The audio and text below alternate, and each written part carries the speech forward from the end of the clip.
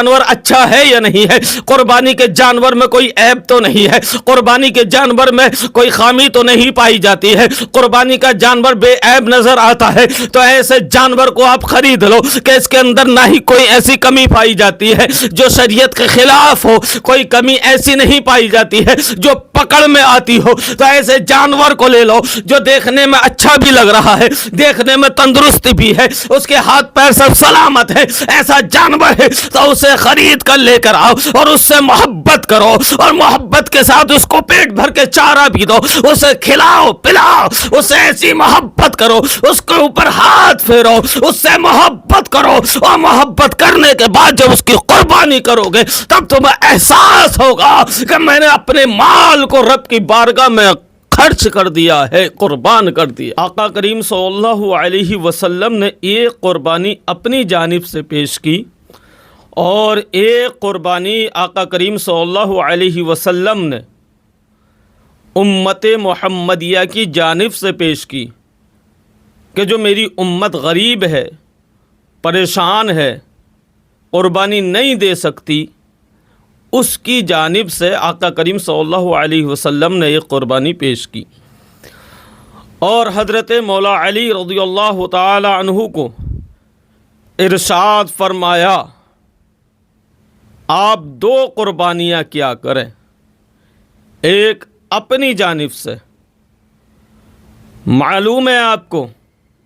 قربانی کرنے کا طریقہ کون سا ہونا چاہیے، آپ جانتے ہیں قربانی کرنے کا انداز کون سا ہونا چاہیے، آپ کو علم ہے کہ ہمیں قربانی کس طرح کرنی ہے، کیا آپ کو یہ پتہ ہے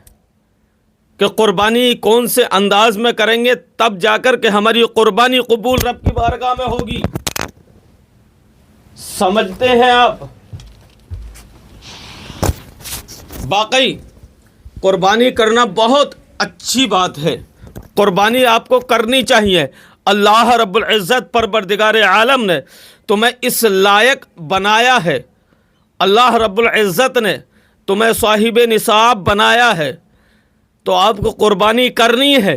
ایک قربانی اپنی جانب سے کیا کرو اور ایک قربانی آقا کریم صلی اللہ علیہ وسلم کی جانب سے آپ کیا کرو۔ لیکن قربانی میں نیت بہت صاف ہونی چاہیے، آپ کی نیت یہ نہیں ہو کہ ہم جو جانور لینے کے لیے جا رہے ہیں اس کے اندر گوشت بہت زیادہ ہو، آپ کی نیت یہ نہیں ہونی چاہیے ہم جو جانور خریدنے کے لیے جا رہے ہیں اس میں اچھا گوشت نکلنا چاہیے، ہمارے گھر بہت سارا گوشت آنا چاہیے، آپ کی نیت گوشت کی نہیں ہو، آپ کی نیت پائے کھانے کی نہیں ہو، آپ کی نیت بھیجا کھانے کی نہیں ہو، آپ کی نیت کسی بھی حصے میں نہیں ہونی چاہیے، آپ کی نیت اگر ہو تو صرف اس طرف ہو کہ ہم جو قربانی کا جانور لینے کے لیے جا رہے ہیں وہ صاف ستھرا ہو، دیکھنے کا اچھا ہو، خوبصورت بھی ہو، تندرست بھی ہو، بڑھیا بھی ہو، تمام خوبیاں اس کے اندر ہوں، اور ایسا ہو کہ جو ہمیں بھی پسند آئے اور ہمارا رب ہماری قربانی کو قبول کر لے۔ نیت یہ ہونی چاہیے کہ ہماری قربانی رب کی بارگاہ میں قبول ہو جائے۔ لیکن آج قربانی کا جب وقت آتا ہے نا اور ساجیوں کو جب پتہ لگتا ہے کہ قربانی کا جانور خریدنے جا رہے ہیں تو بولے بھائی ذرا اچھا لیے دیکھ کر کے جو بچوں کو کچھ گوشت بھی مل جائے کھانے کے لیے۔ ابے گوشت کے لیے قربانی کر رہا ہے یہ رب کی رضا کے لیے قربانی کر رہا ہے، اگر رب کی رضا کے لیے قربانی کرے گا تو تیری قربانی بھی قبول ہو جائے گی اور تجھے کھانے کے لیے گوشت بھی مل جائے گا۔ لیکن نیت یہ اچھی ہونی چاہیے کہ ہم جو قربانی کر رہے ہیں، ہم جو اپنے مال کو قربان کر رہے ہیں وہ رب کی رضا کے لیے کر رہے ہیں، سنت ابراہیمی کو زندہ کرنے کے لیے کر رہے ہیں، مولا ہماری قربانی کو تو قبول فرما لے۔ اور جانور اگر اچھا لیا ہے خرید کر کے اور لانے کے بعد میں اس کی نمائش کر رہا ہے، اسے کتبا رہا ہے، بولے دیکھیو ہمارا جانور کتنے کا ہوگا, دیکھیو ہم خرید کے لائے ہیں, ہمارا جانور کتنا اچھا ہے, اس کی نمائش میں لگا ہوا ہے, لوگوں کو یہ بتانے میں لگا ہوا ہے کہ میں اتنا مہنگا خرید کر لایا ہوں, لوگوں کو یہ بتانے میں لگا ہے کہ میں دیکھو اتنا مہنگا خرید کر لایا ہوں. تو اپنا نام بڑا کرانا چاہ رہا ہے, تو اپنی نمائش کرا رہا ہے, تو یہ کہلوانا چاہ رہا ہے کہ میں بہت پیسے والا ہوں. ارے تو ان کاموں سے کام نہ رکھ, اگر تجھے کام رکھنا ہے تو اس سے رکھ. یہ جو جانور لایا ہوں میں رب کی رضا کے لیے لایا ہوں کہ اللہ رب العزت میری اس جانور کی قربانی کو قبول فرما لے. تیری نیت اگر اچھی ہوگی تو یقیناً تیری قربانی بھی رب کی بارگاہ میں قبول ہو جائے گی. اور اسے قربان کرنے کے بعد میں تجھے کام کون سا کرنا ہے یہ بھی سن لے. میں تجھے بتاؤں, جب اس کی قربانی پیش کر دے اور قربانی ہونے کے بعد میں جب اس کا گوشت بنا کر کے تو اپنے گھر لے کر آئے, اور جب گھر تیرے آ جائے تو اس میں اب یہ نیت مت رکھنا کہ یہ والا میں گھر کے لیے رکھ لوں, یہ فریج میں رکھ دوں, یہ فلاں جگہ اٹھا کے رکھ دوں, اسے کل بنا لوں گا, اسے پرسوں بنا لوں گا, اسے 8 دن بعد بنا لوں گا. اور کچھ لوگ تو ایسے ہیں کہ فریجوں میں اٹھا کے رکھتے رہتے ہیں اور اس وقت تک رکھتے ہیں کہ آنے والے وقت میں محرم کا جب چاند نظر آتا ہے تو محرم الحرام کے مبارک مقدس مہینے میں جو لوگ کھچڑا بنایا کرتے ہیں اسی گوشت کو کھچڑے میں ڈال دیتے ہیں. اللہ اکبر, کیا ہو گیا؟ تیرا عزیز, تیرا قریبی, تیرا پڑوسی بھوکا اور پیاسا ہے لیکن تو اسے اٹھا کے رکھے جا رہا ہے. اے میرے بھائی تھوڑا خیال تو کر لے کہ تیرا پڑوسی جو بھوکا ہے تجھے ہونا تو یہ چاہیے تھا کہ اس گوشت کو اٹھاتا اور اٹھانے کے بعد میں یہ تلاش کرتا محلے میں کون سا ایسا غریب آدمی ہے جس نے قربانی نہ کی ہے, اس کے گھر تو گوشت پہنچا کر کے آتا اور 2-4 پیس لے کر نہیں جاتا, 2-4 پیس نہیں ہوتے بلکہ اتنا تو ہوتا کہ اس کے بچے ایک بار بیٹھ کر کے پیٹ بھر کے اس سے کھانا کھا لیتے اور رب کا شکر ادا کرتے, مولا تیرا احسان عظیم ہے کہ ہمیں آج پیٹ بھر کے اس سے کھانے کا موقع ملا ہے. لیکن کیا ہے, نمائش کر رہا ہے, 4 بوٹیاں اٹھا رہا اور رکھے آیا. ابے اتنا تو دے دے, ایک وقت بنا کر کے کھا لے, اس کے 3 حصے کم سے کم کر, ایک غریبوں میں بانٹ دے, ایک رشتہ داروں میں بانٹ دے, اور ایک اپنے گھر بنا لے اور لوگوں کو بلا کر کے اپنے گھر کھانا کھلوا.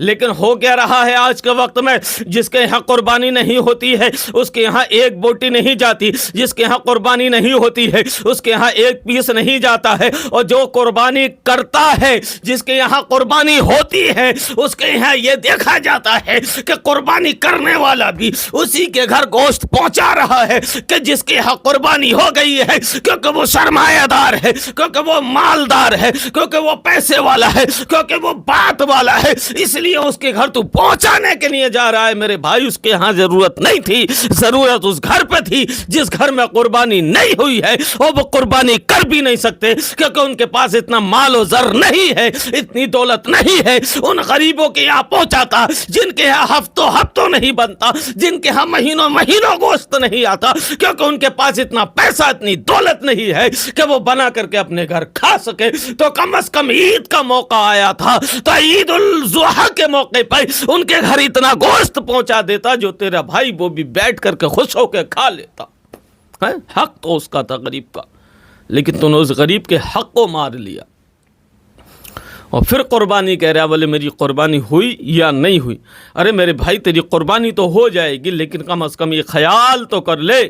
کہ یہ قربانی جو تو نے کی ہے رب کی رضا کے لیے کی ہے, سنت ابراہیمی کو زندہ کیا ہے, سنت ابراہیمی پر تو نے عمل کیا ہے, تو کام بھی تاکہ تجھے اس کا اجر بھی ملے. اور معلوم ہے قربانی کا ثواب کتنا ہے. ایک جانور کے جسم پر جتنے بال ہوتے ہیں ہر بال کے بدلے میں رب تبارک و تعالی نیکی عطا فرماتا ہے. ایک بال کے بدلے میں اگرچہ ایک نیکی تجھے مل رہی ہے تو شمار کر کے دیکھ لے ایک جانور کے جسم پر کس قدر بال ہیں. تو ان بالوں کو گن نہیں سکتا تو اپنی نیکیوں کو بھی نہیں گن سکتا ہے. تجھے اس قدر نیکیاں ملیں گی, لیکن میرے بھائی تیری نیت اچھی ہوگی, اچھی نیت سے تو قربانی پیش کرے گا تو باقی تجھے اسی طرح سے نیکیاں ملتی ہوئی نظر آئیں گی. مگر تیری نیت اچھی نہیں, تو پھر تیری قربانی بھی رب کی بارگاہ میں قبول نہیں ہوگی. اور اگر تیری نیت اچھی ہے تو تیری قربانی بھی رب کی بارگاہ میں قبول ہو جائے گی. اب آؤ میں آپ کو بتاؤں قربانی کا جانور کیسا ہونا چاہیے. قربانی کا جانور خریدنے کے لیے جب جایا کرو تو آپ یہ دیکھا کرو کہ قربانی کا جانور تندرست ہے یا نہیں ہے, قربانی کا جانور خوبصورت ہے یا نہیں ہے, قربانی کا